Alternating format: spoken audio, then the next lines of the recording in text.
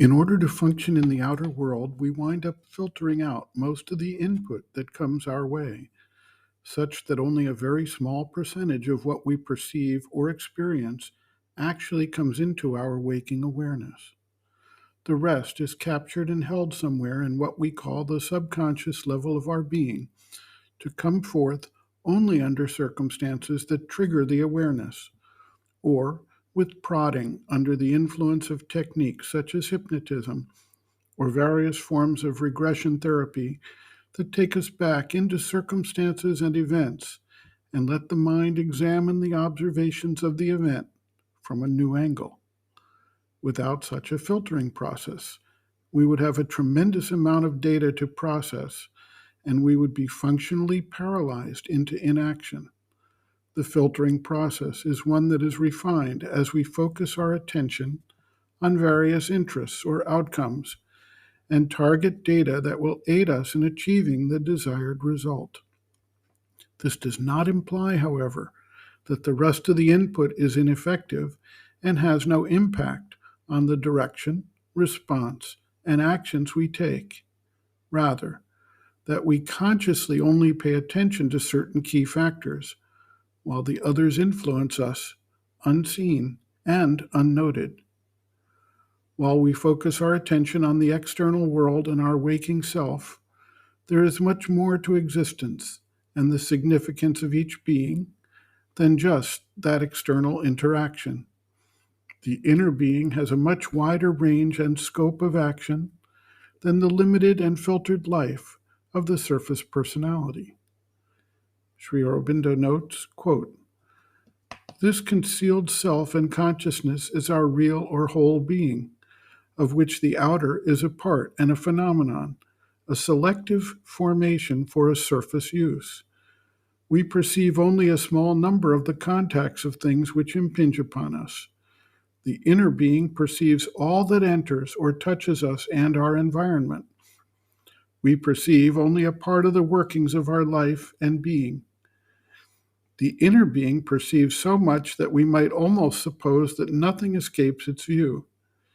We remember only a small selection from our perceptions, and of these even we keep a great part in the storeroom, where we cannot always lay our hand upon what we need. The inner being retains everything that it has ever received and has it always ready to hand. We can form into coordinated understanding and knowledge only so much of our perceptions and memories as our trained intelligence and mental capacity can grasp in their sense and appreciate in their relations.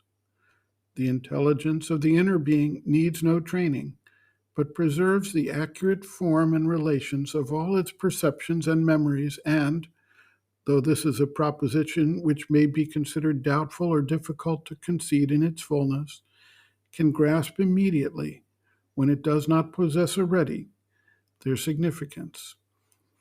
And its perceptions are not confined, as are ordinarily those of the waking mind, to the scanty gleanings of the physical senses, but extend far beyond and use, as telepathic phenomena of many kinds bear witness, a subtle sense, the limits of which are too wide to be easily fixed.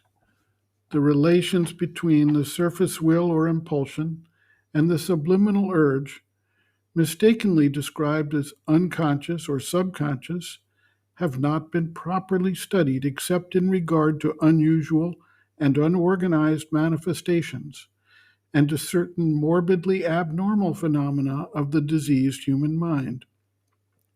But if we pursue our observation far enough, we shall find that the cognition and will or impulsive force of the inner being really stand behind the whole conscious becoming. The latter represents only that part of its secret endeavor and achievement which rises successfully to the surface of our life.